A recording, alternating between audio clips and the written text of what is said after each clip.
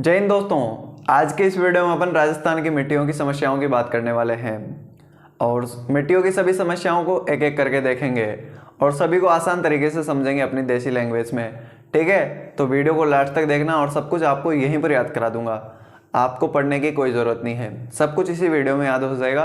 10-12 minute की video रहेगी, तो वीडियो को लास्ट तक देखना। ठीक है, तो अपन बात कर रहे थे राजस्थान की मिट्टियों की, तो ये अपनी मिट्टियों की लास्ट वीडियो होगी जिसमें अपन मृदा समस्याओं की बात करने वाले हैं। तो अपने राजस्थान में सबसे बड़ी समस्या है सेम की समस्या। कौन सी समस्या है? सेम की समस्या।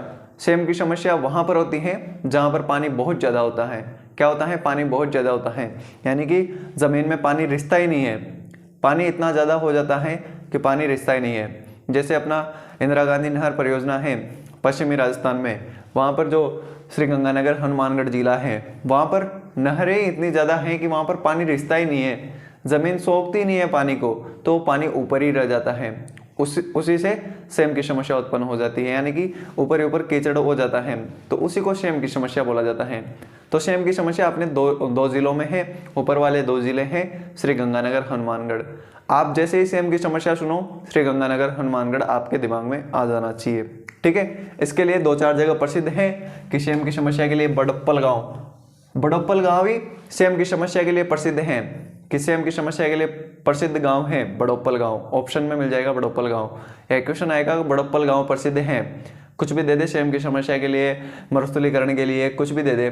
ठीक है, 4 ऑप्शन दे देगा वो, तो अपना आंसर हो जाएगा सेम की समस्या के लिए। ये कहाँ पर है? हनुमानगढ़ में है। बड़प्पल गांव कहाँ पर है? हनुमानगढ़ में। और इसके अलावा भगवान दास हनुमानगढ़ में हो जाएगा, रावतसर, नौहर, ये सभी हनुमानगढ़ में है। लेकिन बड़प्पल गांव तो आपको याद होना ही चाहिए। रावतसर, नौहर तहसील भी आपको याद होनी चाहिए। ठीक है, तो भाई सेम की समस्या है, तो इसको कैसे दूर किया जा सकता है? इसके लिए 2 ही उपाय हैं। एक तो सफेदे का पेड़ लगाओ। किसका पेड़ लगाओ? सफेदे का पेड़। सफेदा देखा होगा आपने, बहुत ही लंबा होता है और पतला होता है, यानी कि ये जो मेरा शरीर है इतना तो मोटा या इससे भी पतला रहेगा और बहुत ऊंचाई तक जाएगा, बहुत ऊंचाई तक, बहुत ऊंचा रहता है। सबसे ऊंचा पेड़ ही यूकेलिप्टिक्स यानी कि अपने सफेदे का होता है। सफ़ेद होता है और उसमें इतनी इतनी लंबियाँ पत्तियाँ आती हैं।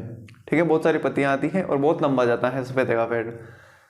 हमारी तरफ तो बहुत ज़्यादा है, आपकी तरफ भी होंगे, तो देखा होगा वैसे आपने सफेदे का पेड़ बहुत लंबा होता है। तो इसको दूर करने के लिए सफेदे का पेड़, क्योंकि बहुत लंबा होता है तो ये पानी को सोखेगा तो सेम की समस्या खत्म हो जाएगी, यूकेलिप्टिस। ठीक है, इसके अलावा जिप्सम का उपचार। जिप्सम छिड़कना चाहिए। यहाँ पर क्या छिड़काया जाता है? जिप्सम। और यहाँ पर एक परियोजना चलाई जा रही है, इंडो डच जल निकासी परियोजना।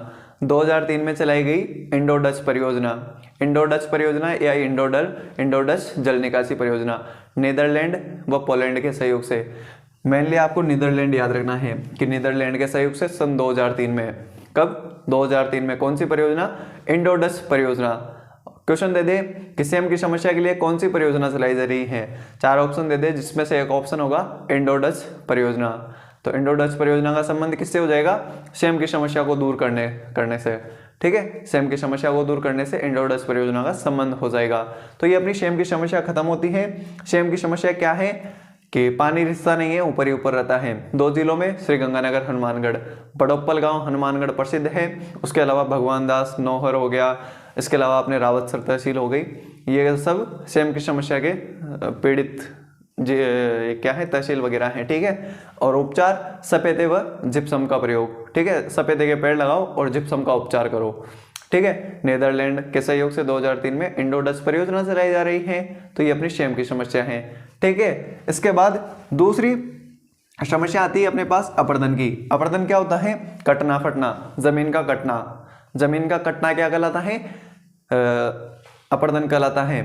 यानी कि अपन सिंपल लैंग्वेज में कहें तो मिट्टी का स्थानांतरण, यानी कि मिट्टी एक जगह से दूसरी जगह चल जाती है। वो बहुत सारे तरीकों से जा सकते हैं, उन तरीकों को देखेंगे अभी। तो मिट्टी का स्थानांतरण यानी कि एक जगह से दूसरी जगह जा रही है, यहाँ से उड़ी वहाँ चली गई। कैसे भी जा सकती है? पानी से भी जा सकती है, हवा से भी जा सकती है, वर्षा से भी जा सकती है, किसी से भी जा सकती है। तो उन सभी को तरीकों देखने वाले हैं। तो पहले इसके कुछ उपनाम हैं। उपनाम क्या हो जाएंगे इसके? रेंगती मृत्यु। रेंगती मृत्यु यानी कि धीरे धीरे ये क्या हो जाती हैं, बहुत ज़्यादा खिसक जाती हैं, बहुत ज़्यादा खिसक जाती हैं, बहुत ज़्यादा मृदापर्दन हो जाता है, तो बहुत बड़ी समस्या बन जाती है ये। ठीक है, बहुत बड़ी समस्या है मृदापर्दन। क्या है? बहुत बड़ी समस्या। तो इसको रेंगती मृत्यु कहा जाता है, यानी कि धीरे धीरे रेंगती रेंगती बहुत बड़ी समस्या बन जाती है ये। इसको मिट्टी का क्षय रोग, क्षय रोग यानी कि क्षय यानी कि नष्ट कर देने वाला, क्षय यानी कि नष्ट कर देने वाला, मिट्टी का क्षय रोग कहा जाता है। मिट्टी को धीरे धीरे खत्म कर देता है। क्या कर देता है? खत्म कर देता है। मृदापर्दन मिट्टी को धीरे धीरे खत्म कर देता है। ठीक है, इसके अलावा इसको कृषि का क्षय रोग कहा जाता है। भाई कृषि को भी धीरे धीरे खत्म ही कर रहा है।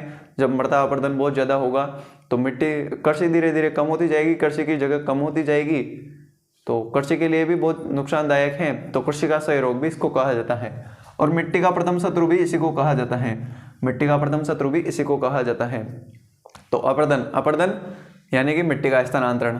मिट्टी का स्थानांतरण, इसके कुछ उपनाम है, जैसे रेंगती मृत्यु हो गई, अपने क्या हो जाएगा? मिट्टी का क्षय रोग, कृषि का क्षय रोग और मिट्टी का प्रथम शत्रु। मिट्टी का क्षय रोग, कृषि का क्षय रोग और मिट्टी का प्रथम शत्रु, प्रथम शत्रु हो जाएगा। ठीक है, और रेंगती मृत्यु भी अपरदन को ही कहा जाता है। अपरदन वैसे 3 प्रकार का होता है। जलापर्दन यानी कि जो नदियों द्वारा होता है उसको जलापर्दन कहा जाता है। इसको लंबवत अपर्दन भी कहा जाता है और अवनालिका अपर्दन भी कहा जाता है। 3 उपनाम है इसके, जलापर्दन, जलापर्दन, लंबवत अपर्दन या अवनालिका अपर्दन। लंबवत अपर्दन कैसे होगा कि भाई जैसे अपनी चंबल नदी मानो, चंबल नदी अवनालिका अपर्दन के लिए प्रसिद्ध है। किसके लिए फेमस है? एक तो बीहड़, एक अवनालिका अपर्दन। तो बीहड़ तो है से अपन ने देख लिया, डांग विकास कार्यक्रम, कंदरा क्षेत्र विकास कार्यक्रम, सबकी बात अपन ने कर ली। तो अवनालिका अपर्दन, अवनालिका अपर्दन चंबल नदी फेमस है अवनालिका अपर्दन के लिए। ठीक है, क्या होता है कि जब चंबल नदी बहती है बहुत तेज, जब इसमें बहाव होता है, बहुत तेज बहाव होता है, जब बारिश के दिन होते हैं तो इसमें बाढ़ आ जाती है। बाढ़ की वजह से आसपास की जमीनें कट फट जाती हैं। तो कटेंगे भाई, कितनी चौड़ी होती है नदी? बहुत चौड़ी होती है। और जब गहराई भी बहुत होती है इसकी, गहराई तो आपको पता है कितनी ज़्यादा होती है इसकी। तो ये क्या करती हैं, जब एक साथ आती हैं, एक साथ इसमें पानी आता है तो आसपास के को काट के ले जाता है। और ये तो है कि नहीं, ऊपर ऊपर के को काट के ले जाएगा, ठेठ नीचे से काट ले जाएगा और ले जाएगा अपने साथ, बहा ले जाएगा। ठीक है, वहाँ की ज़मीन को तो पूरी की पूरी ले जाती हैं, एक धड़ का धड़ी। यानी कि जैसे ये दीवार है ना, तो इस दीवार को ही काट ले जाएगी ये नदी। ठीक है, नदी बह रही, तो ये मान लो इधर से नदी बह रही है, यहाँ से नदी बह रही है, और ये दीवार मिट्टी है, तो मिट्टी को ही बहा ले जाएगा, यानी कि इस दीवार को ही बहा ले जाएगा ये। क्योंकि नदी में बहुत तेज पानी आता है, बहुत तेज इसका बहाव होता है। जब बहुत सारे लोग बह जाते हैं बरसात के दिनों में, न्यूज़ वगैरह आती रहती हैं, अपन ने तो मीडिया है ही सही फिर। ठीक है, तो चंबल नदी का क्षेत्र हो जाएगा। चंबल नदी जलापर्दन के लिए बहुत ज़्यादा फेमस है। ठीक है, गंगानगर, हनुमानगढ़, भरतपुर जिला भी इसके लिए थोड़ा सा फेमस है। गंगानगर, हनुमानगढ़ में भी जब घग्गर नदी के से क्या होता है, अवनालिका अपर्दन हो जाता है, जलापर्दन हो जाता है। भरतपुर में भी अपनी बाणगंगा वगैरह नदियाँ हैं, उनसे भी हो जाता है। ठीक है, छोटी मोटी नदियाँ हैं, लेकिन चंबल के जो ज़िले हैं जैसे करौली, सवाई माधोपुर, ये है ना, ये तो बहुत ही ज़्यादा फेमस हैं। करौली, सवाई माधोपुर, धौलपुर, अपना कोटा हो गया, बूंदी हो गया, ये ज़िले बहुत ज़्यादा फेमस हैं जलापर्दन के लिए। ठीक है, तो जलापर्दन हो गया, नदियों से होता है। फिर आता है वायु या क्षैतिज या परत अपर्दन। वायु या क्षैतिज या परत अपर्दन क्या होता है कि जब हवा चलती है, तो बहुत तेज हवा चलती है, आंधी वगैरह आती है, तो अपने साथ ऊपर ऊपर की मिट्टी को उड़ा ले जाती है और एक स्थान से दूसरे स्थान पर फेंक देती है। बालों का स्तूप वगैरह तो देखे ही अपन ने कि रात रात में पता नहीं कहाँ कहाँ से गांव के गांव ही उड़ जाते हैं। ठीक है, जैसे बालू का स्तूप आज यहाँ पर, कल 10 किलोमीटर दूर, ऐसे भी हो जाता है। कोई नॉर्मल सी बात है, हवा के झोंके हैं, चल देते हैं हवा के साथ ही। तो वायु या क्षैतिज अपर्दन, यानी कि क्षैतिज अपर्दन क्या होता है, आड़ा, आड़ी क्या होती है, अपनी ज़मीन। क्षैतिज क्या है, मान लो ये ज़मीन है और ये इसके ऊपर की परत है, तो जैसे ही हवा आएगी तो ये मिट्टी इसके साथ उड़ जाएगी, मिट्टी के धूल कण इसके साथ अपने साथ चल जाएंगे। तो हो गया वायु या क्षैतिज या परत अपर्दन। ठीक है, हवा के द्वारा होता है। किससे होता है, हवा से होता है। सर्वाधिक कहाँ पर होगा, जहाँ पर बालू का स्तूप ज़्यादा होंगे। बालू का स्तूप सर्वाधिक कहाँ पर पाए जाते हैं, जैसलमेर में। तो सर्वाधिक भी कहाँ पर, जैसलमेर में। न्यूनतम कहाँ पर, धौलपुर में हो जाएगा। धौलपुर में भाई बालू का स्तूप वगैरह है भी नहीं, और यहाँ पर बहुत कम आप तो यूँ याद रखो कि पश्चिमी जिला जैसलमेर, पूर्वी जिला धौलपुर, धौलपुर में हवा मतलब कि परत अपर्दन कुछ भी नहीं, और अपने इधर बहुत ज़्यादा अपर्दन हो जाएगा, हवा परत अपर्दन। ठीक है, कौन से जिले में? जैसलमेर में। इसका उपचार क्या है? खेजड़ी का पेड़ लगाओ और बबूल का पेड़ लगाओ। खेजड़ी और बबूल का पेड़ लगाओ, मस्त रहो। वायु या क्षैतिज या परत अपर्दन को रोकने के लिए खेजड़ी या बबूल का पेड़ लगाओ। ठीक है, इसके बाद चादरीय पर्दन, थर्ड है चादरीय पर्दन। चादरीय पर्दन किससे होता है? वर्षा से होता है। जैसे मान लो ये कोई पहाड़ी है, ये कोई पहाड़ी है, इस पे भाई मिट्टी वगैरह तो आपको पता है कि सभी जगह रहती है, चाहे पहाड़ हो या कुछ भी हो। ठीक है, जब इस पे बारिश होगी, बारिश होगी, बारिश होगी, तो ये क्या होगा? पानी इस मिट्टी को बहा ले जाएगा, तो क्या हो गया? चादरीय पर्दन हो गया। इसकी चद्दर को बहा के ले गया तो चादरीय पर्दन हो गया। क्या हो गया? चादरीय पर्दन हो गया, यानी कि बारिश से होता है। और आपको पता है पहाड़ वगैरह सर्वाधिक कहाँ पर हैं? अपने अरावली पर्वतमाला में। तो यहाँ पर कौन कौन से स्थान हो जाएंगे देखना? माउंट आबू, माउंट आबू भी बहुत ज़्यादा फेमस है चादरीय पर्दन के लिए, और राजसमंद उदयपुर वाले जिला भी हो जाएगा इसमें, यानी कि सिरोही, राजसमंद, उदयपुर वाला एरिया चादरीय पर्दन के लिए, यानी कि दक्षिण अरावली। ठीक है, तो ये अपनी समस्याएं हो गई।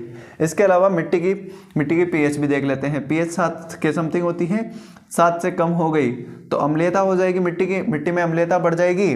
आप सभी को पता है कि जिसकी पीएच 7 से कम होती है वो अम्लीय होती है।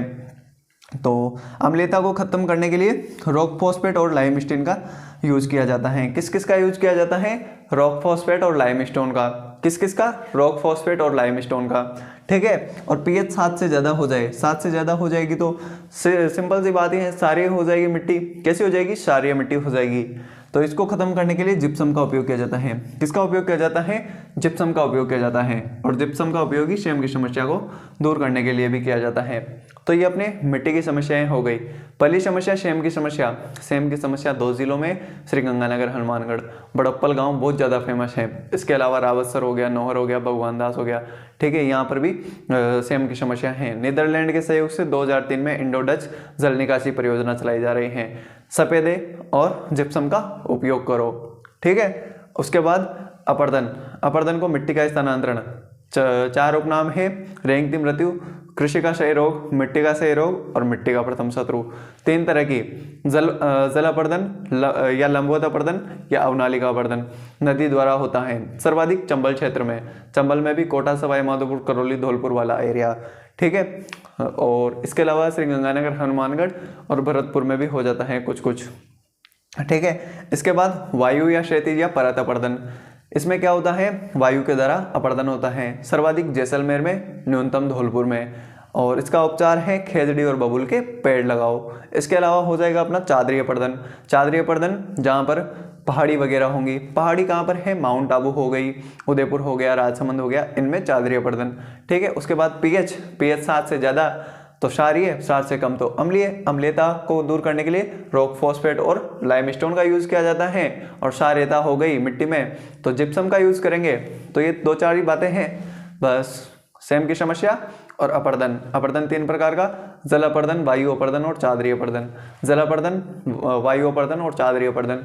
चादरीय अपर्दन वर्षा से, जल अपर्दन नदी से और वायु अपर्दन वायु से। सिंपल सी बातें हैं। तो आई होप आपको समझ में आ गया होगा और बहुत ही सिंपल है, याद भी हो गया होगा। जहाँ तक ऐसी आशा करता हूँ कि याद हो ही गया होगा। तो वीडियो पसंद आया हो तो वीडियो को लाइक और चैनल को सब्सक्राइब कर देना। मैं मिलता हूँ आपसे अगले वीडियो में, तब तक के लिए thank you, tata, bye bye.